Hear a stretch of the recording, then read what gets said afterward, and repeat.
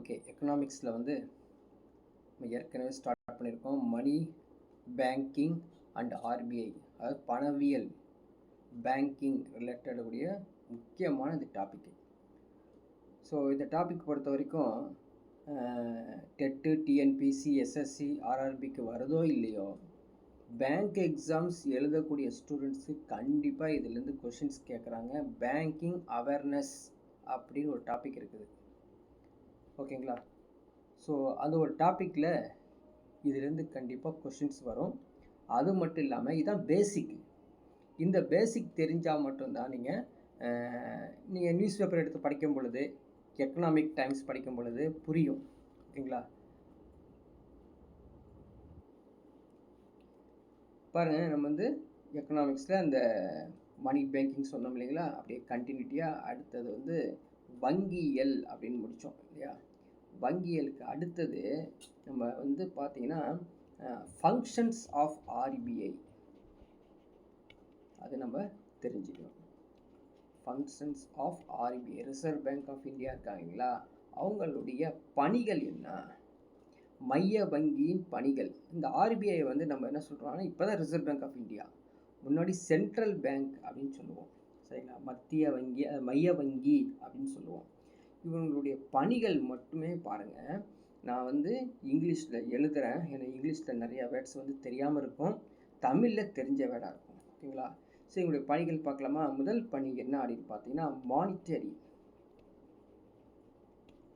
So naming தெரிகிறது முக்கியமானது. Monetary authority, monetary authority அப்படின்னா என்னங்க? பண அதிகார அமைப்பு, தமிழில் இருந்து பண அதிகார அமைப்பு. ரெண்டாவது, தி இஷ்யூ ஆஃப் கரன்சி. அவங்களுக்கு அடுத்த வேலை வந்து இஷ்யூ ஆஃப் கரன்சி, நாணயத்தை வழங்குபவர். மூன்றாவது, அது இஷ்யூன்னு சொல்கிற வேலை, அந்த இஷ்யூர்னு போட்டுக்கங்க, ஆர், ஏன்னா இஷ்யூர் அவர். அடுத்தது issuer of banking licence. So இந்த ஃபங்க்ஷன்ஸ் தெரியணுங்க, முக்கியமானது. நம்ம படிப்பு வருதோ இல்லையோ, நம்ம ரெகுலர் வாழ்க்கைக்கு தேவைப்படுது. மூணாவது வந்து த இஷ்யூர் ஆஃப் பேங்கிங் லைசன்ஸ், வங்கி உரிமம் வழங்குபவர், வங்கி உரிமம் வழங்குபவர். நான்காவது, banker to the government, banker to the government. நான்காவது என்ன அப்படின்னா அரசாங்கத்திற்கு வங்கியாளர், அரசாங்கத்திற்கு வங்கியாளர். ஐந்தாவது பணி வந்து bankers bank, bankers bank. Bankers பேங்க்னா என்ன? வங்கியாளர் வங்கி, தமிழில் வந்து வங்கியாளர் வங்கி. ஆறாவது, lender of last resort, last resort, lender of last resort, கடைசி முயற்சியில் கடன் வழங்குபவர், கடைசி முயற்சியில் கடன் வழங்குபவர். ஏழாவது, act as clearing house, act as clearing houses, இல்லையா? ஹவுஸ் தான், house. So seventh, act as clearing house அப்படிங்கிறது தமிழில் தீர்வு இல்லமாக செயல்படுங்கள், தீர்வு இல்லமாக செயல்படுங்கள். எட்டாவது பணி custodian, custodian of foreign exchange reserves. So இது எதுக்கு எழுதுகிறோம், இது இந்த எக்ஸாமில் வருமா? கண்டிப்பாக வருங்க. இந்த ஸ்டேட்மெண்ட் கொடுத்து இதோடைய ஃபங்க்ஷன்ஸ் யாருது அல்லது ஆர்பிஐ உடைய ஃபங்க்ஷன்ஸில் எது இல்லை எது இருக்குது அப்படின்னு ஒரு 4 ஸ்டேட்மெண்ட் கொடுத்து first 1 correct, second 2 correct, third 4 correct, all correct இப்படி கொடுத்துட்டே இருப்பான். தெரிஞ்சால் தானே சொல்ல முடியும், படித்து வச்சா தானே சொல்ல முடியும். அதனால தான் எழுதிட்டுருக்கோம் எவ்வளோ மெதுவாக. ரெகுலேட்டர் கொஸ்டின் நம்பர், அதாவது இந்த பாயிண்ட் நம்பர் 8 இருக்கு இல்லையா, ஃபங்க்ஷன்ஸை தமிழில் சொல்கிறேன். Custodian of foreign exchange reserves, அதுக்கு என்ன அப்படின்னு பார்த்தீங்கன்னா அந்நிய செலவாணி கையிருப்பின் பாதுகாவலர். அந்நிய செலவாணி கையிருப்பின் பாதுகாவலர். இது ஆக்சுவலாக வந்து ஆர்பிஐக்கு ஒரு டிஃப்ரெண்ட் நேம்னு வச்சுக்கங்களேன். Functions number 9 regulator of economy. Regulator of economy, ஓகேங்களா. கொஸ்டின் நம்பர், அதான் அந்த ஃபங்க்ஷன் நம்பர் 9 வந்து பொருளாதாரத்தை ஒழுங்குபடுத்துபவர். பொருளாதாரத்தை ஒழுங்குபடுத்துபவர். அடுத்த 10வது ஃபங்க்ஷன் மேனேஜிங்.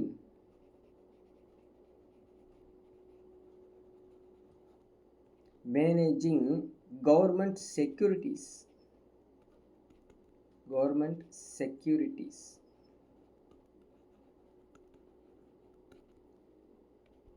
ஓகேங்களா.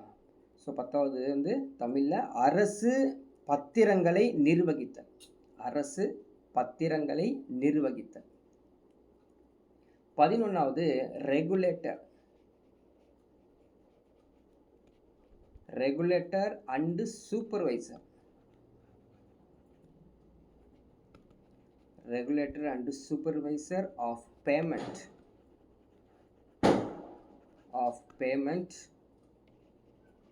and settlement system. Settlement system, ஓகேங்களா. the regulator and supervisor of payment and regulator system. செலுத்துதலின் கட்டுப்பாட்டாளர்.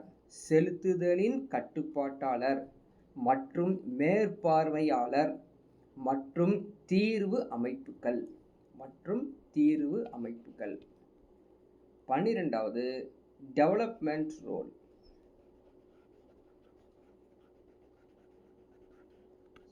டெவலப்மெண்ட் ரோல், மேம்பாட்டு பணி. 12வது தமிழில் வந்து மேம்பாட்டு பணி. 3வது publisher. Publisher of monetary. Publisher of monetary data. So BCom economics படித்தவங்களுக்குலாம் தெரிஞ்சிருக்கும். தமிழில் வந்து பணவியல் மற்றும் இதர தரவு வெளியீடு. பணவியல் மற்றும் இதர தரவு வெளியீடு. 14th அது ஃபங்க்ஷன்ஸ் வந்து exchange. Exchange manager. Exchange manager and controller. Controller, exchange and manager and controller. தமிழில் பரிவர்த்தனை மேலாளர் மற்றும் நெறியாளர். பரிவர்த்தனை மேலாளர் மற்றும் நெறியாளர். பேங்கிங், சரிங்களா. பேங்கிங் அது அம்பூட்ஸ்மேன். அம்பூட்ஸ்மேன் சொல்லுவாங்க. OMBUDSMAN, அருமையான ஒரு வேர்டு. Ombudsman scheme. வங்கி குறை தீர்ப்பு திட்டம். வங்கி குறை தீர்ப்பு திட்டம், ஓகேங்களா. ஸோ இது வந்து மொத்தம் 15 மானிட்டரி, அது மீன்ஸ் இந்த ஃபங்க்ஷன்ஸ் ஆஃப் ஆர்பிஐ நம்ம கொடுத்துருக்கோம். ஸோ கண்டிப்பாக வந்து திரும்ப திரும்ப படித்து புரிஞ்சுக்கணும். ஸோ கொஞ்சம் நம்ம இதோட எக்ஸ்ப்ளனேஷன் எப்படி இருக்குதுன்னு பார்க்கலாமா. Monetary authority, first one monetary authority அப்படின்னா என்ன? இவங்க தான் என்ன பண்ணுறாங்க, இந்தியாவுக்கு பண அளிப்பு, சப்ளை ஆஃப் மணி கொடுக்குறாங்க. எதன் மூலமாக கொடுக்குறாங்க? அந்நிய செலவாணி பரிவர்த்தனை விகிதத்தின் மூலமாக கொடுக்குறாங்க. So economy to stabilise exchange rate, maintain healthy balance of payment, attain financial stability, control inflation, strengthen banking system. இத்தனை வேலை ஒரே ஒரு லைனில் முடியுதுங்க. பண அதிகார அமைப்பு எப்படி இருக்குது? இவங்க தான் பண அளிப்பு கொடுக்குறாங்க. எதன் மூலமாக? செலவாணி பரிவர்த்தனை விகிதத்தின் மூலமாக கொடுத்து நிதி நிலைத்தன்மையை ஏற்படுத்துதல், பணவீக்கத்தை கட்டுப்படுத்துதல், வங்கி அமைப்பை உறுதியாக்குதல். இந்த முக்கியமான வேலையை இந்த மானிட்டரி அத்தாரிட்டி, மானிட்டரினா மணி, சரிங்களா, பணம். இன்னொன்று இருக்குது மானிட்டரி, இன்னொன்று ஃபிஸ்கல்னு இருக்குது. ஸோ ஃபிஸ்கல்ங்கிறது அப்புறம் பார்க்கலாம். பேங்கர்ஸ் டு தி கவர்மெண்ட், அடுத்த முக்கியமானது. பேங்கர்ஸ் டு தி கவர்மெண்ட், அரசுக்கான வங்கி. இது அரசுக்கான வங்கி. ஸோ வங்கி பணம் தேவைப்படுது அப்படின்னா வரி மூலமாக அரசு வாங்கினாலும் ஒரு நிலைமையில் பேங்க்கிட்ட போய் கேட்டாகணும். நீங்கள் கொஞ்சம் சென்ட்ரல் பேங்க் கொஞ்சம் வந்து இத்தனை லட்சம் கோடி எனக்கு வந்து கடனாக கொடுங்க, நான் திருப்பி கொடுத்துட்றேன் அப்படின்னு கேட்டிருக்காங்க. நடந்திருக்குது, இந்தியாவில் நடந்திருக்குது. அப்போ மத்திய அரசோ அல்லது மாநில அரசோ அவங்களுக்கான பேங்க், இப்போ எனக்கு பேங்க் இருக்குது, State Bank of India, extra extra. ஆனால் கவர்மெண்ட்டுக்கு பேங்க் தான் இந்த ஆர்பிஐ, ஓகேங்களா. அவங்க ஸ்டேட் பேங்க் இருந்தால், அது ஸ்டேட்டு கவர்மெண்ட் இருந்தாலும் சென்ட்ரல் கவர்மெண்ட் இருந்தாலும் அவங்க தான். இவங்க தான் போய் இந்த குறுகிய கால கடன் போய் வாங்குறது, கடன் பத்திரங்களை உருவாக்குறது, இந்த பணிகள் எல்லாத்தையுமே இவங்க செஞ்சிட்ருக்காங்க. அடுத்தது பார்க்கலாம், பேங்கர்ஸ் பேங்க் அப்படின்னா என்ன? இந்திய ரிசர்வ் வங்கி இருக்குல்ல, ஆர்பிஐ, அவங்க என்ன பண்ணுறாங்க, இந்தியாவில் இருக்க அனைத்து பேங்க்குகளும் இவங்க தான் கண்ட்ரோல் பண்ணுறாங்க. இவங்க தான் தலைமை, இவங்க தான் ஹெட்டு. இவங்க தான் என்ன பண்ணுறாங்க, provides loan to banks, accept deposit of banks. அதாவது வங்கிகளுக்கு தேவையான கடன்களையும் அவங்களுக்கு வைப்பும் இவங்க தான் வச்சிட்ருக்காங்க, ஆர்பிஐ தான் செஞ்சிட்ருக்காங்க. லெண்டர்ஸ் ஆஃப் லாஸ்ட் ரிசார்ட், கடைநிலை இல்லையா, கடைநிலை கடன் ஈவோன், தமிழ் சுத்த தமிழில் கொடுத்துருக்காங்க. கடைநிலை கடன் ஈவோன் என்ன மீனிங்கு? வணிக வங்கிகள்லாம் இருக்காங்களே, வணிக வங்கி, கமர்ஷியல் பேங்க் இருக்காங்க இல்லையா, அவங்களுக்கு வணிக வங்கிகளுக்கு தீர்க்க இயலாத நிதி சிக்கல். அதாவது அவங்க கமர்ஷியல் பேங்க் இருக்காங்க, அவங்க வந்து அந்த கமர்ஷியலில் சால்வ் பண்ணவே முடியாது அவங்களால.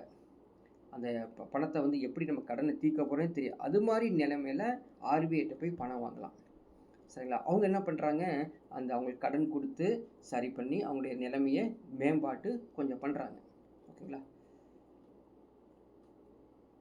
அடுத்தது ஒன்று நெக்ஸ்ட்டில் இருக்கான்னு பார்க்கலாம். இங்கே இருக்கு பாருங்க, டெவலப்மெண்ட் ரோல், மேம்பாட்டு பணி. இந்திய ரிசர்வ் வங்கி என்ன பண்ணுறாங்க, ஒரு சிறந்த வங்கியாக அமைந்து எல்லாத்துக்கும் பங்கு கொடுக்குறாங்க. பங்குனா அந்த என்ன சொல்கிறதுங்க, கிரெடிட் கொடுக்குறது, சரிங்களா. அது மட்டும் இல்லாமல் உற்பத்தி திறன் கொண்ட துறைகளுக்கு கடன் வழங்குவது. அதெல்லாம் ப்ரொடக்டிவ் செக்டர்ஸ்னு சொல்லுவாங்க, productive sectors of the economy. பொருளாதாரத்தின் மூலமாக அதிகமாக உற்பத்தி துறை கொடுக்கக்கூடியவங்களுக்கு, சரி இவங்களுக்கு பணம் கொடுத்தோம்னா, கடன் கொடுத்தோம்னா இவங்க வந்து சீக்கிரமாக டெவலப் ஆகி நமக்கு வந்து பணத்தை திருப்பி கொடுக்க அளவுக்கு இவங்கள்ட்ட வசதி இருக்குது, எல்லாமே சொல்கிற மாதிரி கொடுப்பாங்க. எப்படி இந்த கொடுக்குறாங்க, என்னென்ன ஸ்கீமில் கொடுக்குறாங்க அப்படின்னு பார்க்கலாம். என்னென்ன ஸ்கீம் பாருங்கள். ஃபஸ்ட்டு ஸ்கீம் வந்து இவங்க கொடுக்கக்கூடியது ப்ரையாரிட்டி, தமிழ்லையும் சொல்கிறேன், priority sector lending, priority sector lending. முன்னுரிமை துறை கடன், இதுக்கு வந்து தமிழில் வந்து முன்னுரிமை துறை கடன். இரண்டாவது என்னன்னா, இது கேள்விப்பட்டிருப்பீங்க, கிசான் கிரெடிட், கிசான் கிரெடிட், கிசான் கடன் அட்டை, கிசான் கடன் அட்டை விவசாயிகளுக்கு கொடுக்குறாங்க. கிசான்னா ஆக்சுவலி விவசாயிகளுக்கு கொடுக்கக்கூடியது கிசான் கடன் அட்டை. மூன்றாவது lead bank scheme, LEAD, lead bank scheme. அது முன்னணி வங்கி திட்டம், முன்னணி வங்கி திட்டம். ஓகேங்களா? சரி, இப்போது நம்ம இப்படி திங்க் பண்ணி பாருங்கள். இந்த ப்ரியாரிட்டி செக்டர் லெண்டிங், அது முன்னுரிமை பிரிவுகள் இருக்குல்ல. ப்ரியாரிட்டி செக்டர்னா யார்? ப்ரியாரிட்டி செக்டர்னா யார்? லிஸ்ட் எடுத்து பார்க்கலாமா? அக்ரிகல்ச்சர், அக்ரிகல்ச்சர் விவசாயத்தை தான் இந்த ப்ரியாரிட்டி செக்டர். அடுத்ததுன்னா MSME இல்லையா, கேள்விப்பட்டிருப்போம். அது ஸ்மால் ஸ்கேல் மேனுஃபேக்சரிங் கம்பெனிஸ்லாம் சொல்லுவாங்க இல்லையா, அது மாதிரி. அடுத்தது எக்ஸ்போர்ட், யாரெல்லாம் எக்ஸ்போர்ட் பண்ணுறாங்களோ, ஏற்றுமதி செய்கிறாங்களோ அவங்களுக்கு. எஜுகேஷனுக்கும் கொடுக்குறாங்க. இவங்க ப்ரியாரிட்டி செக்டர் எஜுகேஷனுக்கும் எடுத்துக்கிறாங்க, கல்வித்துறை. ஆனால் என்ன பண்ணுறாங்க, ப்ராக்கெட்டில் நம்ம வந்து அண்டர்ஸ்டாண்ட் பண்ணுறதுக்காக எழுதுகிறேன் லிமிட். லிமிட்னா என்னது? அதிகமாகலாம் பணம் கொடுக்க மாட்டாங்களா, ஓரளவுக்கு தான் லிமிட்டு. அது குறிப்பிட்ட வரம்பு வரை கடன் தான் கொடுக்க போகிறாங்க. ஹவுசிங், சரிங்களா, வீட்டு வசதிக்கும் கொடுக்குறாங்க. ஹவுசிங் அப்படிங்கிறது வீட்டு வசதி, அவங்களுக்கும் இந்த லிமிட் கொடுத்துட்றாங்க. லிமிட் அப்படிங்கிறது அந்த குறிப்பிட்ட வரம்பு வரை கடன் கொடுப்பது. வேற யாருக்கு கொடுக்குறாங்க அப்படின்னு பார்த்தீங்கன்னா இன்ஃப்ராஸ்ட்ரக்சர்,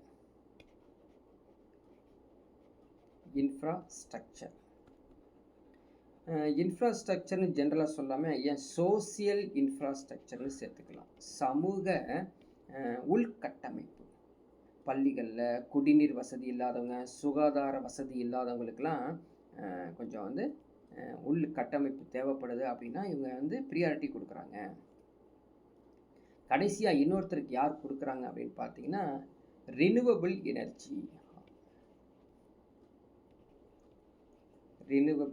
எனர்ஜி, அவங்களுக்கு கடன் வந்து ப்ரியாரிட்டி செக்டரில் கொடுக்குறாங்க. ஸோ புதுப்பிக்கத்தக்க ஆற்றல், சரிங்களா. வேறு யாருக்கெல்லாம் பண்ணுறாங்க அப்படின்னு பார்த்தீங்கன்னா கொஞ்சம் அப்படியே அந்த ப்ரியாரிட்டி செக்டரில் இருக்கக்கூடிய இந்த செக்டர் தவிர வேறு யார் அப்படின்னு பார்த்தீங்கன்னா இந்த ஸ்மால் மார்ஜினல் அப்படின்னு சொல்லுவாங்க. அதாவது அது சிறு குறு, மார்ஜினல்னா சிறு குறு, ஃபார்மர்ஸ், புரியுதுங்களா, விவசாயம், கைவினை பொருட்கள் செய்கிறவங்க, கிராமத்தில் குடிசை தொழில் செய்கிறவங்க, மாற்றுத்திறனாளிகள், அதுக்கப்புறம் வந்து சிறுபான்மை, அவங்களுக்குலாம் கொஞ்சம் கடன் கொடுக்குறாங்க. அது வந்து வீக்கர் செக்ஷன் அப்படின்னு வச்சுக்கிறாங்க. அதெல்லாம் வந்து வீக்கர் செக்ஷன். இதெல்லாம் பார்த்தது ப்ரியாரிட்டி செக்டர் இப்போல்லாம் பார்த்தோம். அடுத்தது நம்ம பார்க்கணும் அப்படின்னா இந்த கிசான் கிரெடிட் பற்றி பார்க்கணும். நிறைய பேருக்கு இந்த கிசான் கிரெடிட் வந்து இன்னும் தெளிவாக தெரிஞ்சு வச்சுக்கோங்க. பட் இங்கே இன்ஃபர்மேஷன்ஸ் ஓரளவுக்கு கொடுக்குறேன். கிசான் கிரெடிட், இந்த கிசான் கிரெடிட் கார்டு திட்டம் இல்லைங்களா, இது வந்து பார்த்திங்கன்னா ஒரு முறையான வங்கி அமைப்பிலிருந்து போதுமான சரியான நேரத்தில் கடன் ஆதரவை வழங்கும் நோக்கம். ஸோ என்ன சொல்கிறது, அவங்களுடைய எய்ம் என்ன? ஸோ கிரெடிட் கார்டு ஸ்கீமுடைய எய்ம் என்ன? கிசான் கிரெடிட் கார்டு ஸ்கீமுடைய எய்ம் கேட்பாங்க, நோட் பண்ணிக்கலாம். ஸோ ப்ரொவைடிங் என்ன சொல்கிறாங்க, என்ன எய்ம் அவங்களது? அடிக்வேட், போதுமான, அடிக்வேட் அண்ட் டைம்லி, நேரத்துக்கு என்னங்க கிரெடிட் சப்போர்ட் கொடுக்கணும். அதான் முக்கியமானது, கிரெடிட் சப்போர்ட். அதுதான் இந்த கிசான் கிரெடிட்டோடைய முக்கியமான நோக்கம். யார் கொடுப்பா? இந்த பேங்கிங் சிஸ்டம் கொடுக்கணும்.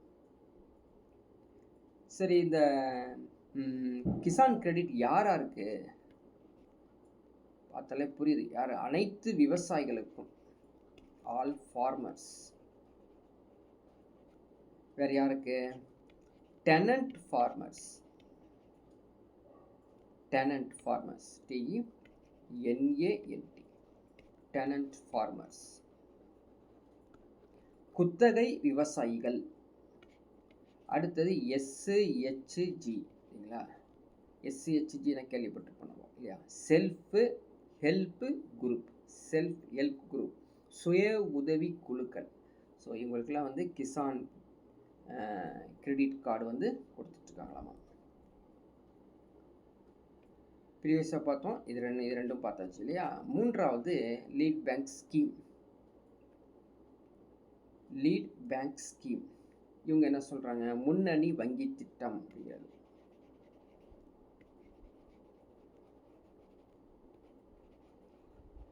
இது வந்து பார்த்தீங்கன்னா லீட் பேங்க் திட்டம், லீட் பேங்க் திட்டம், முன்னணி வங்கி திட்டம். தமிழில் வந்து முன்னணி வங்கி திட்டம் அல்லது லீட் பேங்க் திட்டம் அப்படின்னு சொல்லுவாங்க.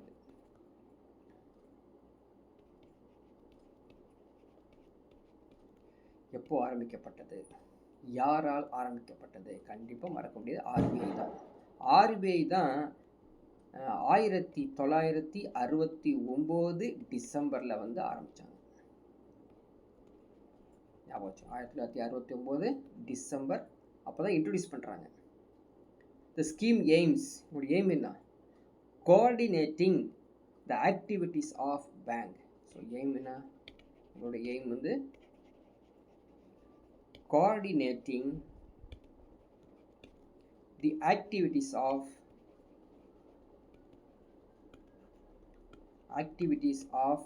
பேங்க்ஸ். தமிழில் பார்த்தீங்கன்னா இந்த திட்டம் வங்கிகளின் செயல்பாடுகளை ஒருங்கிணைப்பது நோக்கம். வங்கிகளின் செயல்பாடுகளை ஒருங்கிணைப்பது தான் நோக்கம். ஸோ இது வந்து நம்ம அந்த ஆர்பிஐடைய ஸ்கீம்ஸ் ரிலேட்டட் வந்து நம்ம பார்த்தோம். ஓகேங்களா? நெக்ஸ்ட் ஒன்று பார்ப்போம். உங்களுக்கு ஜென்ரலாக ஐஎஃப்எஸ்ன்னு சொல்லுவாங்க. ஐஎஃப்எஸ் என்னது? Indian financial system. Indian financial system, இந்திய நிதி அமைப்பு எப்படி இருக்குதுங்க பாருங்களேன். தெரிஞ்சு வச்சுக்கணும். நம்ம படிக்கிறதுக்கு ஒரு பக்கம், வாழ்க்கைக்கு தேவைப்படுமே. புக் எடுத்து நம்ம படிப்போமா? ரொம்ப கஷ்டம். நம்முடைய இந்தியாவுடைய இந்த ஃபினான்ஷியல் சிஸ்டம் எப்படி இருக்குது அப்படின்னு பார்க்கலாம். 2 பிரிவாக பிரிச்சுருக்காங்க. 2 பிரிவாக பார்க்குறோம். அவங்க பிரிக்கல, பார்க்குறோம். ஃபஸ்ட்டு யார்? பேங்க்ஸ், வங்கிகள். அவங்க தான் நம்மளுக்கு பணம் கொடுக்குறாங்க. இது வரைக்கும் பேசிகிட்டு இருக்கோம். இன்னொன்று இருக்காங்க யார்? என்பிஎஃப்ஐ, நான் பேங்கிங் ஃபினான்ஷியல் இன்ஸ்டிடியூஷன். நான் பேங்கிங் ஃபினான்ஷியல் இன்ஸ்டிடியூஷன், அதாவது வங்கி இல்லாத நிதி நிறுவனம். அவங்க வங்கியாக வச்சுருக்க மாட்டாங்க, ஆனால் வந்து கவர்மெண்ட்டுக்கு அவங்க வந்து அமௌண்ட்டு கொடுப்பாங்க. தட் மீன்ஸ் கரன்சி, அந்த தேவையான அமௌண்ட்டு கொடுப்பாங்க. ஓகேங்களா? ஸோ இவங்க யார் யார் அப்படிங்கிற லிஸ்ட்டு வந்து கண்டிப்பாக நெட்டில் சர்ச் பண்ணி நீங்கள் எடுத்துக்கணும். நான் பேங்கிங் ஃபினான்ஷியல் இன்ஸ்டிடியூஷன்ஸ் யார் அப்படின்னு பார்த்தீங்கன்னா, எக்ஸாம்பிளுக்கு எனக்கு தெரிஞ்ச எக்ஸாம்பிள் சொல்கிறேன்.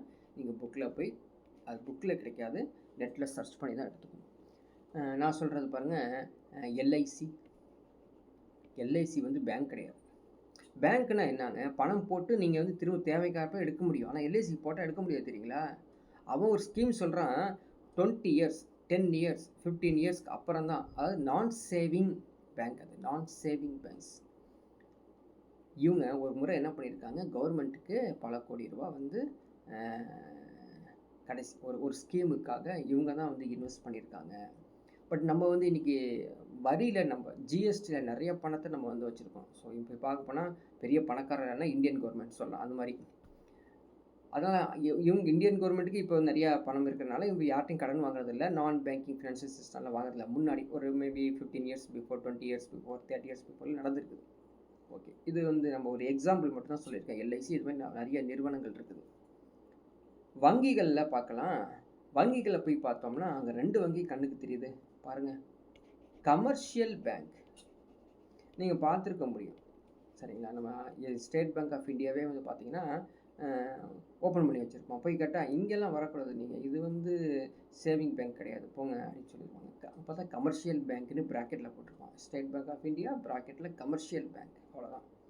அதாவது இந்த இண்டஸ்ட்ரிலாம் இருக்காங்க பார்த்தீங்களா, அவங்க வந்து நேரடியாக வந்து கடன் கொடுப்பது, கடன் வாங்குவது, இது மாதிரி நடக்கும். இன்னொரு பேங்க் என்ன அப்படின்னு பார்த்தீங்கன்னா கோஆப்ரேட்டிவ் பேங்க். கோஆப்ரேட்டிவ் பேங்க் அதாவது கமர்ஷியல் பேங்க்கு கோஆப்ரேட்டிவ் பேங்க் இந்தியாவில் செயல்படுது. கமர்ஷியல் பேங்க்னா வணிக வங்கி, கோஆப்ரேட்டிவ் பேங்க்ங்கிறது கூட்டுறவு வங்கி. ஓகேங்களா? இந்த கமர்ஷியல் பேங்க்ல ரெண்டா இங்கே செயல்படுறது எப்படின்னா ஷெட்யூல்டு பேங்க். ஷெட்யூல்டு பேங்க் அதாவது பட்டியலிடப்பட்ட வங்கி. ஒரு ஷெட்யூல் போடுறாங்க, ஒரு பட்டியல் போடுறாங்க, அந்த பட்டியலில் இந்த பேங்க்லாம் பட்டியலிடப்பட்ட வங்கி. இன்னொன்று என்னது நான் ஷெட்யூல்டு. நான் ஷெட்யூல்டு பேங்க் அப்படின்னா பட்டியலில் இல்லாத இல்லை பட்டியல் இடாத வங்கி, பட்டியல் இடாத வங்கி. கோஆப்ரேட்டிவ் பேங்க் பற்றி இன்னும் டீட்டெயில் போனோம்னா யார் யார் கேள்விப்பட்டிருப்பேன் இல்லையா,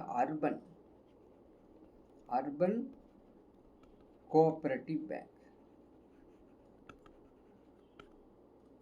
அதே மாதிரி ரூரல் கோஆப்ரேட்டிவ் பேங்க், அதாவது நகர்ப்புற கூட்டுறவு வங்கி, கிராமப்புற கூட்டுறவு வங்கி அப்படின்னு பிரித்து வச்சுருக்காங்க. சரி, நம்ம தெரிஞ்சுக்கிறதுக்காக நம்ம என்ன பண்ணுறோம், இந்த பேங்க்கோடைய நிலைமைகள்லாம் என்ன. ஸோ கமர்ஷியல் பேங்க்கு எந்த பேங்க்கை பார்த்து கமர்ஷியல் பேங்க் சொல்லுவோம். So all not only State Bank of India, Indian பேங்க்கு, அதுக்கப்புறம் இந்தியன் ஓவர்சீஸ் பேங்க்கு, ஸோ எல்லா பேங்க்குமே ஒரு கமர்ஷியல் பேங்க் வச்சுருப்பாங்க. சில பேர் வந்து தனி பில்டிங்காக வச்சுருப்பாங்க, சில பேர் வந்து இந்த இந்தியன் ஓவர்சீஸ் பேங்க்லேயே வந்து கொஞ்சம் பாதியாக பிரித்து கமர்ஷியல் பேங்க்கு, அதுக்கப்புறம் வந்து சேவிங் பேங்க்ஸ்ன்னு பிரித்து வச்சுருப்பாங்க. நம்மளாம் சேவிங் பேங்க்ஸ்லாம் போக முடியும், அவங்க கமர்ஷியல் பேங்க்றது இண்டஸ்ட்ரி ரிலேட்டடாக வருவாங்க. ஸோ கமர்ஷியல் பேங்க்கோடைய எப்படி அந்த ஒர்க் பண்ணுது அப்படின்னா, அந்த வணிக வங்கி லாப நோக்கம் மட்டுமே, புரியுதுங்களா. ஸோ ப்ராஃபிட் மோட்டிவ் ஒன்லிங்கிறது முக்கியமானது. அவங்க அதாவது இவங்க வந்து இப்போ கடன் கொடுக்குறாங்கன்னு வச்சுக்கோங்க, எக்ஸாம்பிளுக்கு ஒரு 10 crores கொடுக்குறாங்க அப்படின்னா ஒரு 5 yearsக்கு அப்புறம் அவங்களுக்கு ஒரு 20 crores கடனாக வந்து ரிட்டர்ன் வந்துருக்கணும். அந்த அளவுக்கு பணம் வந்து ப்ராஃபிட் அவங்களுக்கு கிடைச்சாதான் அது வந்து கமர்ஷியல் பேங்க். கோஆப்ரேட்டிவ் பேங்க் அப்படிங்கிறது, கோஆப்ரேட்டிவ் சொல்லும் போதே உங்களுக்கு புரிஞ்சிருக்கும், சர்வீஸ்க்காக தான், நிறைய சர்வீஸ் பண்ணுவாங்க. கூட்டுறவு வங்கி சேவைத்துறையை தான், அதுவும் சமூக சேவை, முக்கியமாக சமூக சேவை. ஆனால் இவங்க வந்து கோஆப்ரேட்டிவ் பேங்க் சில வணிக வங்கிகளுடன் ஒரு அண்டர்ஸ்டாண்டிங்லேயும் ஒர்க் பண்ணுறாங்களாமா. இந்த பிரச்சனை urban cooperative bank, rural cooperative பேங்க்லையும் நிறையா இருக்குது கூட்டுறவு வங்கி. ஸோ அடுத்தது நம்ம எக்ஸாமினேஷனுக்கு டச் பண்ணுற மாதிரி அடுத்த ஒரு பாயிண்ட் போனோம்னா, இந்த ஷெட்யூல்டு வங்கினா எது, ஷெட்யூல்டு பேங்க்னா எது, what are the scheduled banks அப்படின்னு பார்த்தீங்கன்னா, பப்ளிக் செக்டர் பேங்க்ஸ், பொதுத்துறை வங்கின்னு சொல்லுவாங்க. பிரைவேட் செக்டர் பேங்க், தனியார் துறை வங்கி. ஓகேங்களா. அடுத்தது ஃபாரின்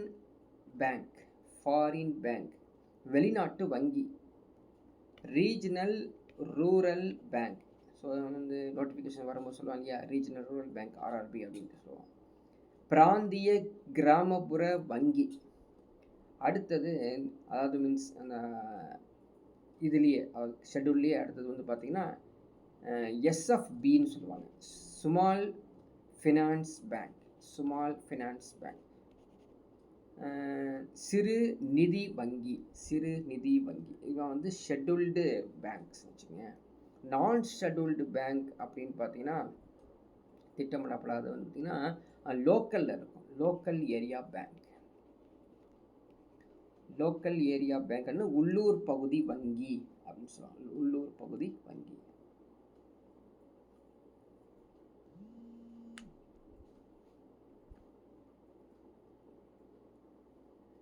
இப்போ எடுத்துக்காட்டு பார்க்கலாம்.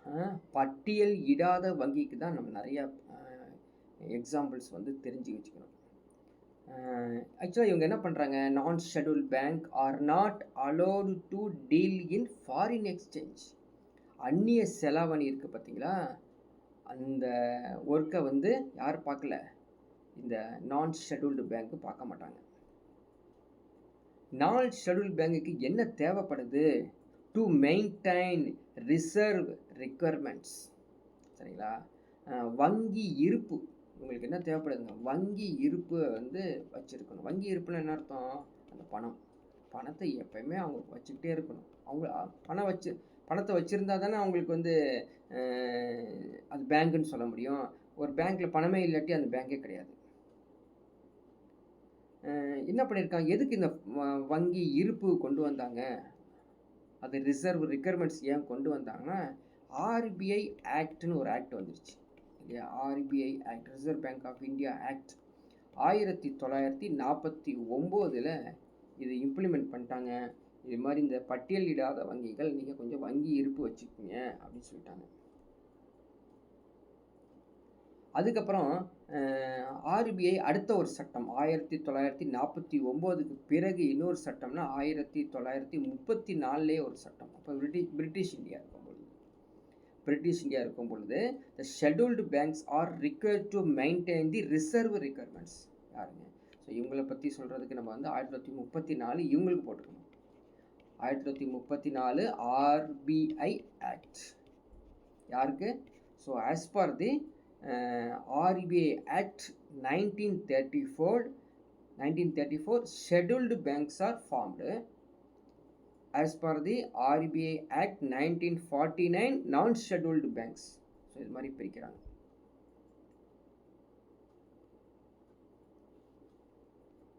பிறகு இன்னொன்று பார்க்கலாம், இந்த ஆர்ஆர்பின்னு சொல்கிறோம் இல்லைங்களா, ரீஜனல் ரூரல் பேங்க், ஆர்ஆர்பிஸ் அப்படின்னு சொல்லுவாங்க. வெறும் ஆர்ஆர்பினா ரயில்வே ரிக்யர்மெண்ட் போர்டு போயிடும், இது ஆர்ஆர்பிஸ். அது வட்டார ஊரக வங்கி. இது ஏன் ஆரம்பித்தாங்க அப்படின்னு பார்த்தீங்கன்னா, 1975 ஒரு சட்டம் உருவானுச்சுங்க. கவர்மெண்ட் இந்தியா வந்து ஆர்ஆர்பியை வந்து உருவாக்குனாங்களாமா. GOI, கவர்மெண்ட் ஆஃப் இந்தியா 1975 ஒரு சட்டத்தை உருவாக்கி இது இம்ப்ளிமெண்ட் பண்ணியிருக்காங்க. இவங்களுடைய வேலை என்ன, இவங்களுக்கு வேலையே கிராமத்தில் தான் இல்லையா, பேரே வச்சுருக்காங்க அப்படி தான், ரீஜனல் ரூரல் பேங்க்ஸ்னு வச்சுருக்காங்க. கிராமத்தில் தான் வேலை. கிராமத்தில் போய் பார்த்தோம்னா சிறு குறு விவசாயிகள்லாம் இருப்பாங்க சரிங்களா, ஸ்மால் அண்ட் மார்ஜினல் ஃபார்மர்ஸ். அவங்களுக்கு போய் ஹெல்ப் பண்ணுறது, அவங்க கேட்டால் கொடுக்கறது, கடன் கேட்டால் கொடுக்கறது, அங்கே இருக்க தொழிலாளர்களுக்கும் கைவினைப் பொருட்களுக்கும் அவங்களுக்கெல்லாம் வந்து வர்த்தகத்தை உயர்த்துறது இல்லைங்களா. அதே மாதிரி அவங்களால உற்பத்தி செய்ய முடியாத பொருட்களில் இருப்பாங்க, அவங்களுக்கு வந்து பணத்தை கொடுத்தோ ஏதோ சம்திங் அவங்களுக்கான ஹெல்ப் பண்ணுறது. பணம் ஹெல்ப்னா என்ன வரும், ஸோ ஃபினான்ஷியல் ரிலேட்டட் தான் ஹெல்ப் வரும். இன்கேஸ் இப்போது நான் வந்து ஒரு குறு தொழில் ஆரம்பிக்கிறேன் அல்லது சிறு தொழில் ஆரம்பிக்கிறேன், என்னுடைய பட்ஜெட் வந்து பார்த்திங்கன்னா ஜஸ்ட் ஒரு 50 lakhs பட்ஜெட்டில் நான் ஆரம்பிக்கிறேன் அப்படின்னா, நம்ம ஆர்ஆர்பியில் போய் கேட்குறேன். ஸோ அந்த ஊருக்காரன் நான் போய் ஆர்ஆர்பியில் கேட்குறேன். அவங்க வந்து என்ன பண்ணுவாங்க, சரிப்பா அவனுடைய இது என்னென்ன ப்ராஜெக்ட் டீட்டெயில்ஸ்லாம் கொடு 50 lakhsக்கு அப்படின்னு கொடுக்கும்பொழுது அவங்க என்ன பண்ணுவாங்க, 50 lakhs சேங்ஷன் பண்ணாமல் கிட்டத்தட்ட வந்து ஒரு 50% சேங்ஷன் பண்ணுவாங்களாம். 50% சேங்ஷன் பண்ணுவாங்க. இது வந்து சென்ட்ரல் கவர்மெண்ட் இருக்காங்க இல்லையா, அவங்க வந்து சேங்ஷன் பண்ணுவாங்க. 15% யார் சேங்ஷன் பண்ணுவாங்கன்னா ஸ்டேட் கவர்மெண்ட். இதுதான் சிஸ்டம் இருக்கும். 50% வந்து கேபிட்டல்னா மூலதனம் வந்து யார் பண்ணுவாங்க அப்படின்னா மத்திய அரசும் மாநில அரசு 15% பண்ணுவாங்களாமா. 35% யார் பண்ணுறாங்கன்னா கமர்ஷியல் பேங்க் பண்ணுவாங்க. அது வர்த்தக வங்கி, அது வணிக வங்கின்னு சொல்கிறோம் இல்லையா, அவங்க வந்து இந்த லெவலில் தான் அந்த சிறு குறு விவசாயிகளுக்கு மேலே டெவலப் பண்ணுறது. இதெல்லாம் வந்து பார்த்திங்கன்னா ஃபினான்ஷியல் இன்ஸ்டிடியூஷன்ஸ், அது பேங்கிங் ஃபினான்ஷியல் பற்றி பார்த்தோம். இன்னும் நம்ம எழுதியிருந்தோம் பார்த்தீங்களா, ஞாபகம் இருக்குங்களா,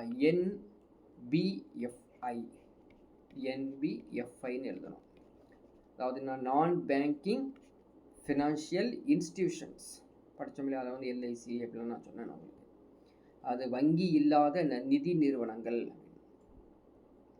இவங்க வந்து பார்த்தீங்கன்னா ஜென்ரலாகவே இவங்களை இன்னொரு நேமில் சொல்கிறாங்களாமா, அதே தான் என்பிஎஃப்சின்னு சொல்லுவாங்க, நான் பேங்கிங் ஃபினான்ஷியல் கம்பெனி. ஜென்ரலி இவங்கெல்லாம் யார், ஒரு நிதி நிறுவனம், ஃபினான்ஷியல் இன்ஸ்டிடியூஷன். இவங்க வந்து த ஃபுல் பேங்கிங் லைசன்ஸ் வாங்கியிருப்பாங்க, full banking licence. So banking லைசன்ஸை வந்து இவங்க வாங்கி வச்சுருப்பாங்க, வாங்கி வச்சுருக்கணும் கண்டிப்பாக. அப்போ தான் வந்து இவங்க வந்து அந்த நான் பேங்கிங் லிஸ்ட்லே வராங்க.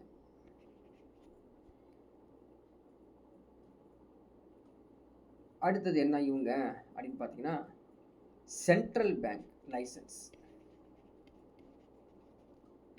சென்ட்ரல் பேங்க்னா அந்த ஆர்பிஐ லைசன்ஸ், பார்த்தீங்களா, லைசன்ஸ். அதாவது இந்த ரெண்டு இருக்குது பார்த்தீங்களா, பேங்கிங் லைசன்ஸும் சென்ட்ரல் பேங்கிங் லைசன்ஸும் ஜென்ரலி ஆல் பேங்க்ஸ் வாங்கியிருக்கணும். But non banking financial institution வாங்க தேவையில்லை. That does not have full banking licence or is not supervised by the central bank. புரியுதுங்களா, அவங்களுக்கு தேவையில்லை. இவங்க உரிமம் வாங்க அவசியம் இல்லை, மைய வங்கியால் கண்காணிக்கப்படணும்னு அவசியம் இல்லை. சரிங்க, இப்போ வந்து கம் டு தி பாயிண்ட். என்னங்க எக்ஸாம்பிள் சொல்லுங்கள். இன்னும் பத்த மாட்டேன், நான் எல்ஐசி தான் சொன்னேன், மேபி மே நாட் பி, விட்டுருங்க. அடுத்தது கேள்விப்பட்டது போகலாம், நபார்ட். நபார்டு வங்கின்னு கேள்விப்பட்டிருக்கோம்ல, இவங்க தான் என்பி நபார்டு வங்கி இல்லையா, NABARDன்னு வரும், நபார்டு வங்கி. National housing bank,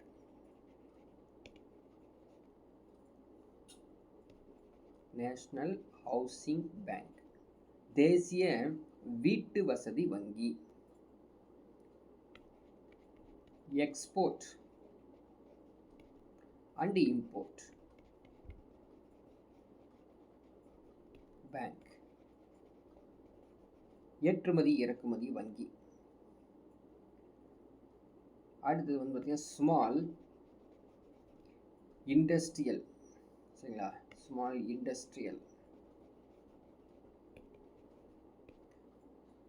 industrial development bank. Development bank of India. இந்தியாவின் சிறு தொழில் வளர்ச்சி வங்கி. இந்தியாவில் சிறு தொழில் வளர்ச்சி வங்கி. இன்னொன்று கேள்விப்பட்டிருப்பீங்க, முத்ரான்னு கேள்விப்பட்டிருக்கீங்க, MUDRA, முத்ரா. எல்லாம் ஃபேமஸ், நபார்டு ஃபேமஸ் மாதிரியே முத்ராடும் ஃபேமஸ். முத்ரா என்னங்க அப்படின்னா, M stands for micro, U stands for unit, D வந்து development and refinancing agency. English medium students note பண்ணிக்கோங்க, micro unit development and refinancing agency. தமிழில் வந்து பார்த்தீங்கன்னா குறு தொழில் மேம்பாட்டு மற்றும் மறுநிதி நிறுவனம். குறு தொழில் மேம்பாட்டு மற்றும் மறுநிதி நிறுவனம் அப்படின்னு நான் வச்சுக்கோங்க. ஸோ முத்ரா வந்து கேள்விப்பட்டிருப்போம், இல்லை நியூஸ் பார்த்தீங்கன்னா நல்லா தெரிஞ்சுக்கலாம். நபார்ட் வாங்க, நபார்ட் என்னங்க அப்படின்னா, ஃபுல் ஃபார்ம் என்ன, நேஷ்னல் பேங்க் ஆஃப், ஞாபகம் வச்சுக்கோ, national bank of agricultural and rural development. National bank of, NA வந்து national bank of agricultural rural development, NABARD. அதாவது நம்மளுக்கு புரியணும், சும்மா NBA ஞாபகம் வச்சுக்க முடியாது. இப்போ முத்ரா ஞாபகம் வச்சுக்கிற மாதிரி நபார்ட் ஞாபகம் வச்சுக்கணும். சரி, எப்போங்க இது எஸ்டாப்ளிஷ் பண்ணாங்க அப்படின்னு பார்த்தீங்கன்னா, ஜூலை 1982. மறந்துடாத, எங்கேயாவது சின்னதாக கேட்டு விட்டுருவான், ரொம்ப யோசனை பண்ணிருப்பேன், மார்க்கு லெஸ் ஆகிடும். ஸோ நீங்கள் வந்து மற்றவங்களுக்கு தெரியாத ஒன்றை தெரிந்து கொள்வது தான் போட்டித் தேர்வினுடைய வெற்றி. புரியுதுங்களா, அவ்வளோ சிம்பிள். மற்றவர்களுக்கு இது தெரியாது, ஆனால் எனக்கு தெரியும். இப்போ எக்ஸாம்பிளுக்கு ஒரு 10 கேள்வி இருக்குது, சரிங்களா? அனைவருக்கும் தெரிந்தது 5 கேள்வி. அனைவரும் அங்கிருந்த எழுதியிருக்க 100 பேர் எழுதுறாங்க ஒரு எக்ஸாமு. 10 கேள்வி கேட்கப்பட்டுள்ளது. அனைவருக்கும் தெரிந்த கேள்வி 10ல் 5. எல்லாரும் ஈக்குவலாக வந்துடுறாங்களே. ஒரு கேள்வி சரியான, 6வது கேள்வி யாரை சரியாக விடுறாங்களோ அவன் தான் வின்னு. 7வது கேள்வி சரியாக அவன் அடுத்த வின்னு. இப்படியே போயிட்டு 10 கேள்வியும் சரியாக எழுதுறவங்க சரியான விடை தான் இப்படி தான் வின்னு. அப்போ என்ன மீனிங்? மற்றவங்களுக்கு தெரியாதது எக்ஸ்ட்ரா தெரிஞ்சு வைக்கிறது தான் அந்த போட்டித் தேர்வுடைய ஸ்ட்ராட்டஜி இல்லையா? ஸ்ட்ராட்டஜி, தந்திரமே அர்த்தம். அதான் தந்திரம். நீங்கள் என்ன பண்ணுறீங்க? படிக்கிற தப்பு இதையெல்லாம் செஞ்சிட்ருக்கோம். அதனால் நமக்கு என்ன வருதுங்க? நமக்கு என்ன வரப்போகுது? கண்டிப்பாக அது மாதிரி அந்த தந்திரம் தெரியாமலே போயிடுது. சரி, இந்த நபார்டு வங்கியுடைய ஃபங்க்ஷன் என்ன? ஃபங்க்ஷன்ஸ் கேட்பாங்களே, ஃபங்க்ஷன்ஸ். நபார்டு வங்கியின் பணிகள் என்ன அப்படின்னா, performing all the functions performed by RBI with regard to agricultural credit. அதாவது ரிசர்வ் பேங்க் எம்டியாக இருக்காங்களே, இந்திய ரிசர்வ் வங்கி, அவங்க நேரடியாக விவசாயவோ அல்லது ஊரக முன்னேற்றத்திற்கோ வரமாட்டாங்க. அவங்க நபார்டு வங்கிக்கு சொல்லிடுவாங்க, இப்போ அந்த விவசாயிகளை பார்த்து சரி பண்ணு, நான் உனக்கு பணம் கொடுத்துட்றேன், நீ எல்லாத்தையும் பார்த்துக்கோ. ஸோ ஏஜென்ட் மாதிரி, விவசாயிகளுக்கு ஏஜென்ட்டு நபார்டு வங்கி. அவங்க வந்து என்ன பண்ணுறாங்க? பணத்தை ஆர்பிஐட்ட வாங்கி விவசாயிகளுக்கு கொடுக்குறாங்க. இது முதல் பணி. 2வது பணி என்ன தெரியுங்களா? அதாவது ஊரக வளர்ச்சிக்கு மேம்படுத்துதல். ஊரக வளர்ச்சிக்கு மேம்படுத்துதல். ஸோ மேம்படுத்தும் போது என்ன ஆகும் அப்படின்னு பார்த்தீங்கன்னா, இந்த சிறு குறு தொழில்னு சொன்னோம் இல்லைங்களா? விவசாயம், சிறு தொழில், குடிசை தொழில், கிராம தொழில், கைவினை தொழில், அது இல்லாமல் இந்த ஊரக தொழில்னு சொல்லுவாங்க. ஸோ இங்கிலீஷில் cottage village industries, handicrafts, rural crafts, real artisans, அவங்களெல்லாம் டெவலப் பண்ணி விடுறது தான் இவங்க வேலை. அவங்களுக்கெல்லாம் ஃபைனான்ஸ் கொடுத்து அவங்க டெவலப் பண்ணுறது. ஓகேங்களா? ஸோ நான் வந்து முக்கியமானது இந்த நபார்டு வங்கியை பற்றி பார்த்தோம். முத்ராவையும் நீங்கள் வந்து கம்ப்ளீட்டாக தெரிஞ்சு வச்சுக்கோங்க.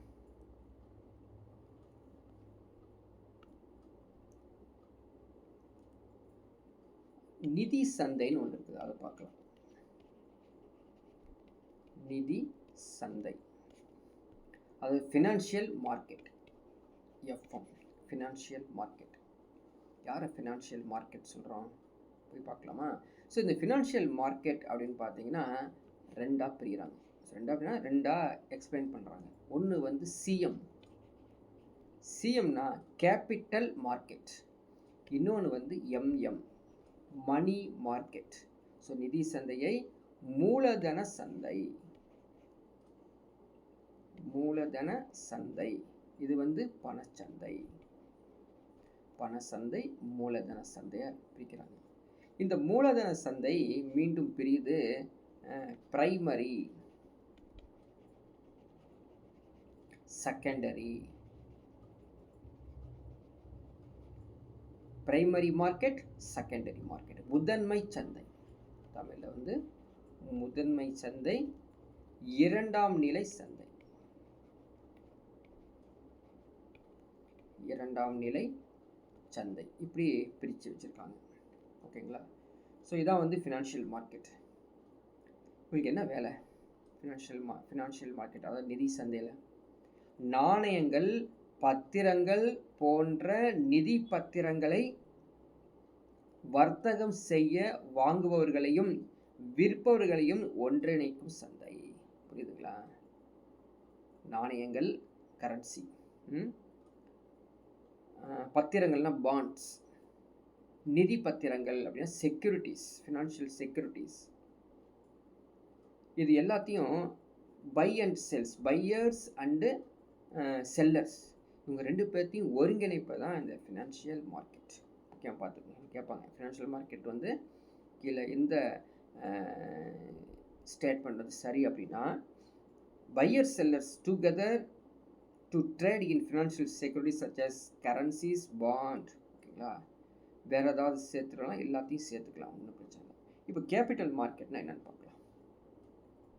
கேபிட்டல் மார்க்கெட், மூலதன சந்தை. நீண்ட காலம், லாங் டைம், எல்லாமே லாங் டைம், நீண்ட காலம் நிதி கருவிகளை வாணிபம் செய்யும் சந்தை. நீண்ட காலம் நிதி கருவிகளை வாணிபம் செய்யும் சந்தை. Capital market is a part of financial system which is concerned with rising capital by dealing in shares. தெளிவாக சொல்கிறாங்க இங்கிலீஷில். ஷேர்ஸ் கொடுக்கறது, பாண்ட்ஸ் கொடுக்கறது. இது வந்து இப்போ இல்லைங்க, 1 வருஷத்துக்கு 2 வருஷத்துக்கு இல்லை, 50 வருஷம் 30 வருஷத்துக்கு லாங் டைமில் கொடுக்குறது தான் இந்த மூலதன சந்தை. மணி மார்க்கெட்டை பணச்சந்தை. பணச்சந்தை அப்படிங்கிறது அதிக நீர்மைத்தன்மை கொண்டது. அதிக நீர்மைத்தன்மை கொண்டது. அப்போ நம்ம ஒரு ஒரு ஒரு ஷார்ட் ஃபார்ம் எழுதிருக்காங்க, எல்டின்னு போட்டுக்கலாம். லாங் டேர்ம், இது ஷார்ட் டேர்ம். இது குறுகிய கால சந்தை. பணச்சந்தை குறுகிய கால சந்தை. இதில் வந்து பார்த்தீங்கன்னா என்பிஏன்னு ஒன்று இருக்குதுங்க, நான் பர்ஃபார்மிங் அசட். நான் பர்ஃபார்மிங் அசட் அப்படின்னா செயல்படாத சொத்து. என்ன மீனிங் செயல்படாத சொத்து? ஒருத்தர் கடன் வாங்கிடுறான்னு வச்சுக்கோங்க, 90 நாட்களில் வட்டியோ அல்லது கடன் தொகையோ செலுத்தப்படாமல் இருந்தால், 90 நாட்களுக்கு மேலேயே, நான் பர்ஃபார்மிங் அசட். யாருக்கு? வங்கிக்கு. பேங்க்குக்கு வந்து லெட்ஜர் பிரகாரம் எவ்வளோ கோடி லட்சம் அப்படின்னு சம்திங் இருந்தாலும் அது வந்து வாங்க முடியாது. ஏன்னா அவன் வந்து கொடுக்கவும் இல்லை, வட்டியும் கொடுக்க மாட்டான், வாங்கின தொகையும் கொடுக்க மாட்டேங்கிறான். அது நான் பர்ஃபார்மிங் அசட்.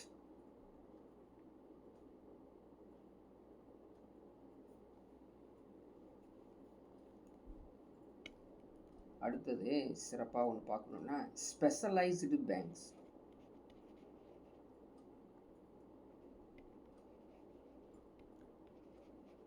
ஸ்பெஷலைஸ்டு பேங்க் சரிங்களா? அது சிறப்பு திறன் சொல்லுவாங்க. இதுக்கு வந்து சிறப்பு திறன். சிறப்பு திறன்.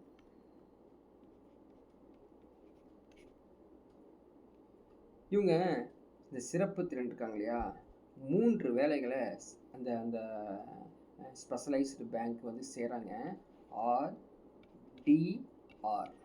ஆர்டிஆர் செய்கிறாங்களாமா. ஆர்டிஆர் என்ன? Regulation, development, refinance. Regulation, development, refinance. ஒழுங்குமுறை. ரெகுலேஷன் என்ன அர்த்தம்? ஒழுங்குமுறை.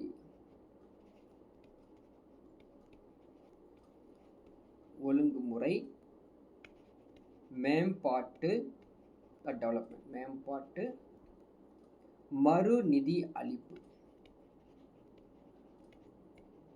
மறுநிதி அளிப்பு. இந்த வேலையை ஸ்பெஷலைஸ்டு பேங்க் செய்கிறாங்க. அந்த லிஸ்ட் என்னன்னு பார்த்துடலாமா? ஸ்பெஷலைஸ்டு பேங்க் என்னன்னா அப்படிங்கிறது பாருங்கள், கவனிச்சிங்க, எக்ஸாமில் கேட்கக்கூடியது. ஃபர்ஸ்ட் பேங்க் இப்போ பார்த்துட்டு வந்தோம், நபார்டு. NABARD, நபார்டு. அதாவது national bank for agricultural and rural development. எப்போது உருவாக்கப்பட்டது? இப்போ பார்த்துட்டு வந்தோம், 1982. அடுத்த ஒரு பேங்க்கு IDBI. இவங்கெல்லாம் ஸ்பெஷலைஸ்டு பேங்க்கில் வராங்க. IDBIனா industrial development bank of India. இந்திய தொழில் வளர்ச்சி வங்கி. உருவாக்கப்பட்டது 1964 உருவாக்கப்பட்டது. SIDBI, SIDBI, SIDBI, small industrial development bank of India. இந்திய சிறு தொழில் வளர்ச்சி வங்கி. உருவாக்கப்பட்டது 1990, லக்னோ. மறந்துடாது, லக்னோ. இது வந்து எங்கே இருக்குது? லக்னோவில் உள்ளது.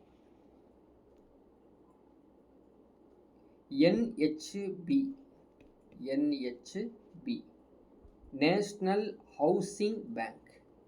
National housing bank 1988, new Delhi. மறந்துடாது, new Delhi. National housing bank. எதுக்கு ரவுண்ட் போகிறோன்னு தெரியுதா? அப்படி டக்குன்னு பிரெயினில் இந்த டெட்டு படித்தவங்க ஞாபகம் வச்சுருப்பீங்க. இப்படி போட்டு கொடுத்தா தான் அந்த எக்ஸாம் ஹாலில் இந்த ரவுண்டு தெரியும், அப்படியே கண்ணை மூடி சொல்ல முடியும். சும்மா நீங்கள் எழுத்தா லைன் பை லைன் எழுதுனீங்கன்னா ஞாபகத்தில் இருக்காது. அடுத்த ஒரு பேங்க் எக்ஸிம், EXIM. எக்ஸிம் அப்படிங்கிறது என்ன? Export import bank. Export import bank, ஏற்றுமதி இறக்குமதி வங்கி, 1982 நிறுவப்பட்டது.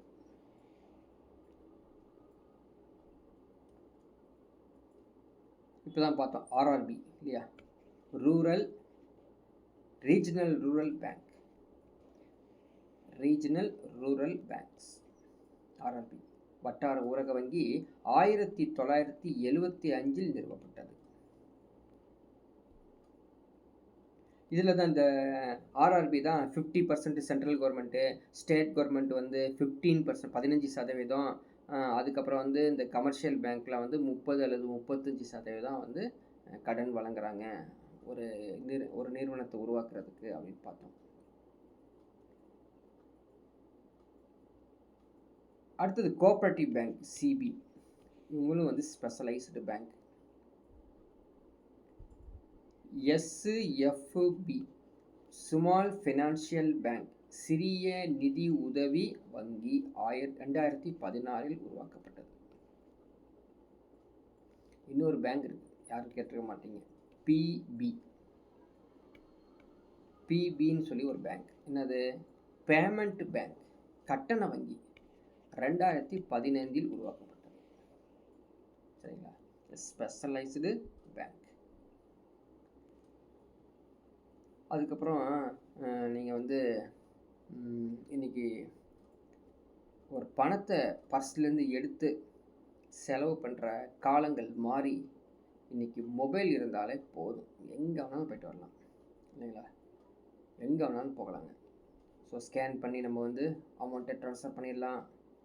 எல்லாமே இப்போதைக்கு வந்துடுச்சு.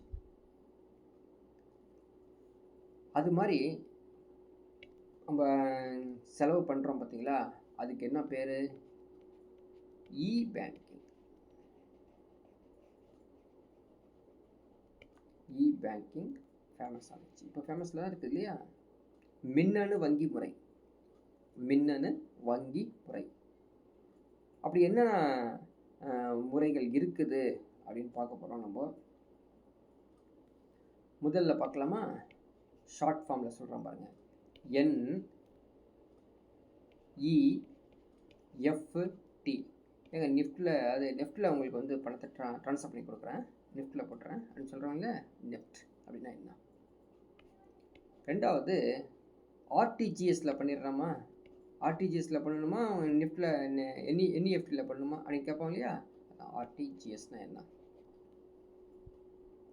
நீங்கள் இந்த ஏதாவது வீடு போய் நீங்கள் வந்து ரெஜிஸ்ட்ரேஷன் பண்ணுறீங்க, இல்லாது ஃப்ளாட் ஏதாவது ரெஜிஸ்ட்ரேஷன் பண்ணுறீங்க அப்படின்னா NEFTல பண்ணியிருக்கீங்களா, RTGSல பண்ணியிருக்கீங்களா கேட்பாங்க. IPSல பண்ணியிருக்கீங்களா, UPIல பண்ணியிருக்கீங்களா? புரியுதுங்களா? ஸோ UPI அதுதாங்க மொபைலில் வச்சுக்கிட்டு நான் பண்ணுறோம். ஸோ NEFTனா என்ன, அதோடைய விரிவாக்கம், அப்ரிவேஷன் சொல்கிறோம் இல்லையா? நேஷ்னல் எலக்ட்ரானிக் ஃபண்டு ட்ரான்ஸ்ஃபர் கேள்விப்பட்டிருப்பீங்க. தேசிய மின்னணு நிதி பரிமாற்றம்.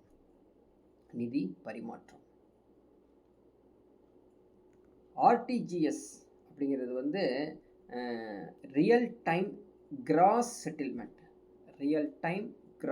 செட்டில்மெண்ட். சரிங்களா? இது தமிழில் வேணும் உங்களுக்கு, இங்கிலீஷில் ஈஸியாக புரியும். ஸோ இது வந்து தேசிய மின்னணு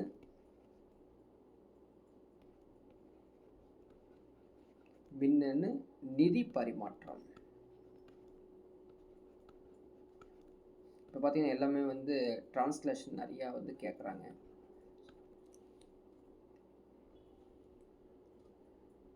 ஸோ டிரான்ஸ்லேஷன் கேட்குறதுனால அதுக்கு நம்ம தயாராகிக்கணும். அடுத்த ரியல் டைம் கிராஸ் செட்டில்மெண்ட் அப்படின்னா சரிங்களா, நிகழ்நேர மொத்த நிதி பரிமாற்றம். நான் வந்து டிட்டோ போட்டுக்கேன் லேட்டாக எழுதுறதுக்கு. IPS immediate payment service. Immediate payment service. IPS அப்படிங்கிறது இம்மிடியட் பேமெண்ட் சர்வீஸ், உடனடி பணம் செலுத்தும் சேவை.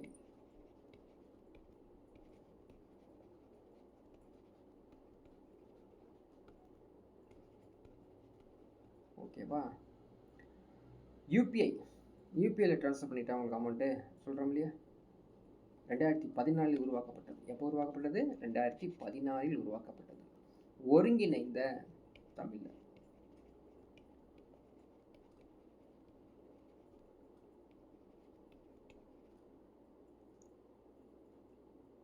ஒருங்கிணைந்த கட்டண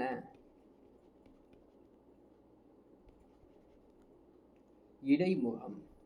தமிழ் கேட்பாங்க, தமிழ் இங்கிலீஷ் மீடியம் ஸ்டூடெண்ட்ஸ் நமக்கு எதுக்கு அப்படின்னு பார்த்தீங்கன்னா டிஎன்பிசிலலாம் வந்து கேட்டு விட்றாங்க. யூபிஐ என்பது ஒருங்கிணைந்த கட்டண இடைமுகம். எதிர்பார்க்கவே முடியாது.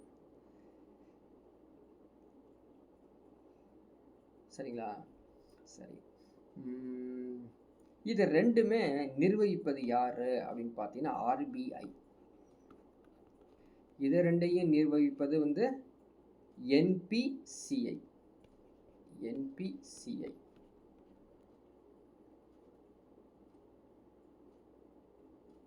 இப்போ இந்த நிஃப்ட் இருக்கு பார்த்தீங்களா? நிஃப்ட்டுக்கு வந்து ½ an hourங்க, அரை மணி நேரத்துக்கு அப்புறம் தான் போய் செட்டில்மெண்ட் நடக்கும். இது இம்மிடியட்டாக செட்டில்மெண்ட் நடக்கும். அதுவும் நீங்கள் தெரிஞ்சு வச்சுக்கணும். ஏன் சொன்னல, எக்ஸாம் மட்டும் இல்லை, தெரிஞ்சு வச்சுக்கணும். இதுவும் இம்மிடியட், இதுவும் இம்மிடியட்.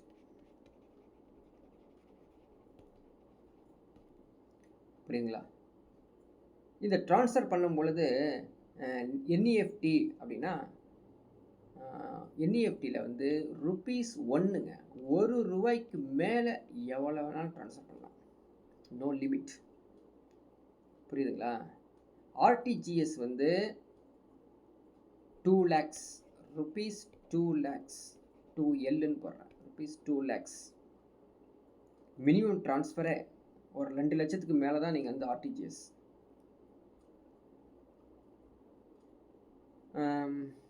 ஐஎம்பிஎஸ், ஐஎம்பிஎஸ் ₹5, ₹5 மேலே.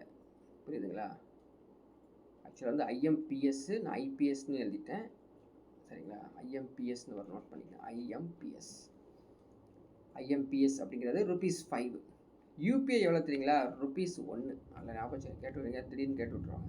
ஸோ யூபிஐயில் வந்து ₹1 மேலே நீங்கள் வந்து ₹1 எத்தனைங்க, 1 லட்சம் வரைக்கும் பண்ணலாம். ₹1 lakh. இது ₹5 ₹2 lakhs அது வரைக்கும் நீங்கள் ட்ரான்ஸ்ஃபர் பண்ணலாம். ஸோ ஐஎம்பிஎஸ்சில் வந்து ₹5 2 லட்சம் வரை, யூபிஐயில் ₹1 1 லட்சம் வரை, ஆர்டிஜிஎஸில் வந்து 2 லட்சம் குறைந்தது, அதுக்கு மேலே உங்களுக்கு லிமிட் கிடையாது, எவ்வளோ பண்ணலாம். என்இஎஃப்டியில் வந்து குறைந்தது ₹1, அதற்கு மேலே பண்ணலாங்க. சரிங்களா? இது ரெண்டுமே இருக்குது பார்த்தீங்களா? இந்த ரெண்டையும் ஆர்பிஐ பண்ணுறாங்கன்னு சொன்னோம். இந்த ரெண்டுக்கும் ஆஃப்லைனும் பண்ணலாம். ஆஃப்லைன் பண்ண பேங்க்குக்கு போய் அங்கே ஒரு பேப்பரில் ஒரு செலான் எழுதி கொடுத்து செய்யலாம். அதே மாதிரி மொபைலு, லேப்டாப்பு, பிசிலையும் ஆன்லைன்லேயும் பண்ணலாம். இந்த ரெண்டுக்கும் ஒன்லி ஆன்லைன் தான். நீங்கள் போய் செல்லான்லாம் எழுதி ஐஎம்பிஎஸ்லாம் பண்ண முடியாது, யூபிஐலாம் பண்ண முடியாது. ஸோ இந்த டீட்டெயில்ஸ் சாதாரணமாக எக்ஸாமுக்கு மட்டும் இல்லை, நமக்கு இது ரொம்ப தேவைப்படும். ஓகேங்களா? ஸோ கிட்டத்தட்ட நம்ம வந்து இந்த வங்கியியல், பேங்கிங்கிறது மேக்ஸிமம் கவர் பண்ணிட்டோம். It's enough explanation. I think நீங்கள் வந்து இதே சிறப்பாக படிங்க. இந்த பேசிக் தெரிஞ்சால் தான் இந்த பேங்க் எழுதுகிறாங்க இல்லையா ஸ்டூடெண்ட்ஸு, அவங்க வந்து இப்போ நியூஸ் பேப்பர்ஸ் பார்க்கும் பொழுது இந்த ரிலேட்டட்லாம் அங்கே பார்க்கும் பொழுது இந்த டேர்ம்ஸ்லாம் நமக்கு அண்டர்ஸ்டாண்ட் ஆகும். ஓகேங்களா? ரைட். நம்ம வந்து டிஎன்பிசியில் இது ரிலேட்டடாக அப்படின்னா கொஷின் கேட்டான் அப்படின்னு ஒரு கேள்வி வரும் இல்லையா? சரிங்களா? டிஎன்பிசியில் கேட்ட கொஷின்ஸ் அப்படியே ஒரு 2 or 3 கொஷின்ஸ் நம்ம திங்க் பண்ணி பார்க்கலாம். என்ன கேட்டிருக்காங்க பார்த்தீங்கன்னா, ஃபங்க்ஷன்ஸ் ஆஃப் கேட்டுக்க பார்த்தீங்களா, எழுத கஷ்டப்பட்டு ஒரு 15 ஃபங்க்ஷன் எழுதணுமே. ஃபங்க்ஷன்ஸ் ஆஃப் ஆர்பிஐ கேட்டிருக்காங்க. ஒன்று வந்து issue of coins and bank notes. ரெண்டாவது ஸ்டேட்மெண்ட் வந்து பேங்கர்ஸ் டு தி கவர்மெண்ட். படிச்ச ஞாபகம் இருக்கு பார்த்தியா, bankers to the government. So எழுதும் போதே புரியுது, இந்த ஸ்டேட்மெண்ட் சரிதான், இந்த ஸ்டேட்மெண்ட்டும் சரிதான். மூணாவது ஸ்டேட்மெண்ட் என்னன்னா ரெகுலேட்டிங் கிரெடிட்.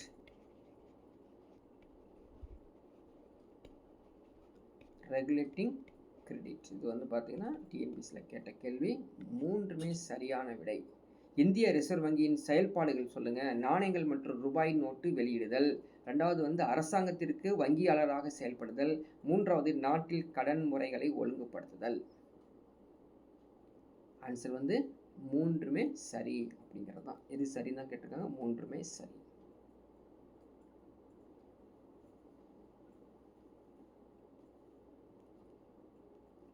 அடுத்த ஒரு டிஎன்பிசியில்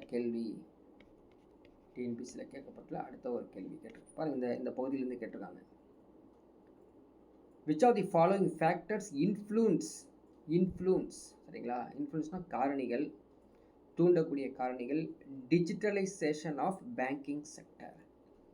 பாருங்க, அது இன்ஃப்ளூன்ஸ். நான் வந்து ஷார்ட் ஃபார்மில் தான் எழுதுனா, ஃபுல் கொஸ்டின் எழுத முடியாது. Influence of digitalisation.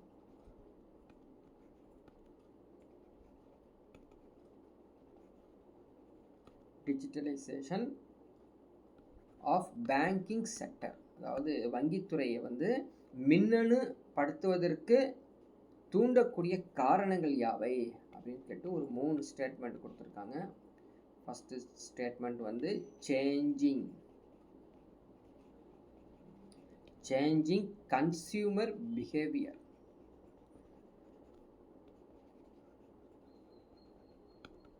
Changing consumer behaviour, நுகர்வோரின் நடவடிக்கையில் மாறுதல்.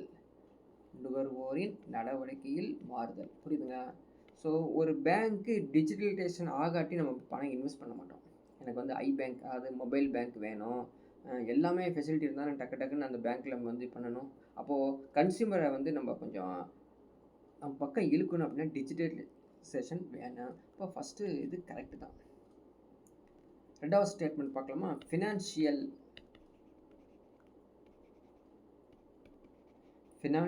இன்க்ளூஷன்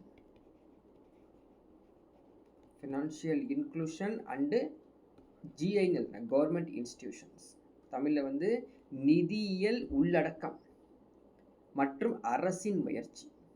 சரிங்களா, இதுவும் சரிதான். இந்த காரணத்துக்காக தான் டிஜிட்டலைசேஷன் பண்ணியிருக்காங்க. மூன்றாவது ஸ்டேட்மெண்ட் வந்து கேட்டிருக்கிறது கொஸ்டின் தெரியுங்களா, எது சரி? 1 2 சரியா, 2 3 சரியா அப்படின்னு கேட்டிருக்காங்க.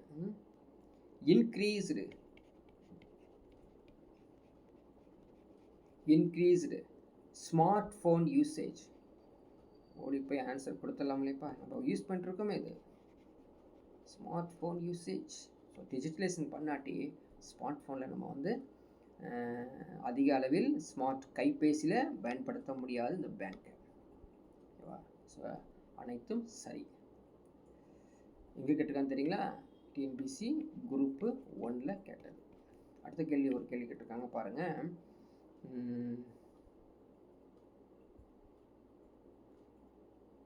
What is the title of, டிஎன்பிசியில் அடுத்த ஒரு கேள்வி, what is the title of doctoral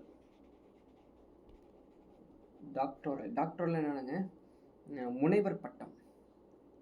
யாருக்கு? டாக்டோரல் தீசிஸ் யாருக்குங்க? டாக்டர் பிஆர் அம்பேத்கர் அவருக்கு. எப்போ அப்படின்னா 1923. இப்போ இதுவே நமக்கு வந்து தெரிஞ்ச விஷயம்பா, நம்ம படிக்காமல். டாக்டரல் பட்டம் வந்து, முனைவர் பட்டம் வந்து அதாவது 1923ஆம் ஆண்டில் மேற்கொண்ட டாக்டர் பிஆர் அம்பேத்கரின் முனைவர் பட்ட ஆய்வின் தலைப்பு என்ன அப்படின்னு கேட்டிருக்கான். So what is the title of doctoral thesis? அவர் டாக்டரல் தீசிஸ் சப்மிட் பண்ணியிருக்காருப்பா 1923.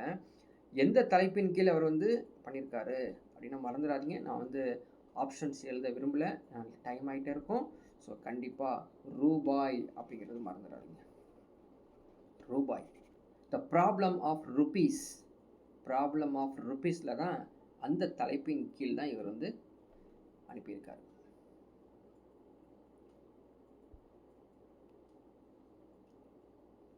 அடுத்தது இன்னொரு கேள்வி கேட்டிருக்காங்க டிஎன்பிசியில். டிஎன்பிசி குரூப் 1 ப்ரிலிமினரியில். ஓகேவா? என்ன கேஷன்னா சிபிடிசி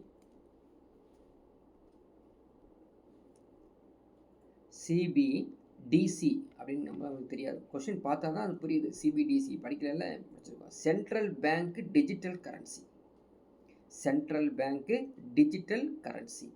ஓகேவா? மைய வங்கி மெய்நிகர் மின்னணு. மைய வங்கி மெய்நிகர் மின்னணு டிஜிட்டல் கரன்சி தமிழில். Proposed to be introduced by RBI. ஓகேங்களா? அதை என்ன கேட்குறாங்க அப்படின்னு பார்த்தீங்கன்னா, இந்த CBDC central bank digital currency இருக்கு இல்லையா, அது வந்து ஆர்பிஐ தான் எந்த காரணத்துக்காக இன்ட்ரடியூஸ் பண்ணாங்க? இந்திய ரிசர்வ் வங்கி அறிமுகப்படுத்த உள்ள மைய வங்கியின் மெய்நிகர் மின்னணு பணத்தின் அமைப்புகள் எவ்வாறானது அப்படின்னு கேட்டிருக்காங்க. ஃபஸ்ட்டு ஸ்டேட்மெண்ட் வந்து சின்னதாக தான் இருக்குது, அக்கௌண்ட் பேஸ்டு.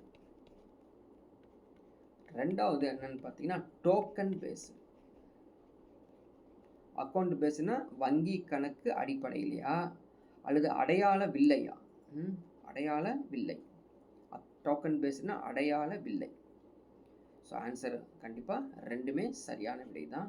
ஸோ இது மாதிரி கேட்டிருக்காங்க. நீ படித்தது கூட அங்கே இருக்காது, அது மாதிரி கேட்டிருக்காங்க. ஸோ 4 கொஸ்டின்ஸ் டிஎன்பிசி ரிலேட்டட் வந்து நம்ம செலக்ட் பண்ணி கொடுத்துருக்கோம். ஸோ கண்டிப்பாக இந்த டாப்பிக்கை திரும்ப திரும்ப படிங்க. ஸோ இது வந்து எந்த புக்கில் இருக்குங்கிற டீட்டெயில்ஸ் நம்ம வந்து ஏற்கனவே கிளாஸ் ஸ்டார்ட் பண்ணும்போதே சொல்லியிருக்கோம். ஓகேங்களா? ஸோ நீங்கள் வந்து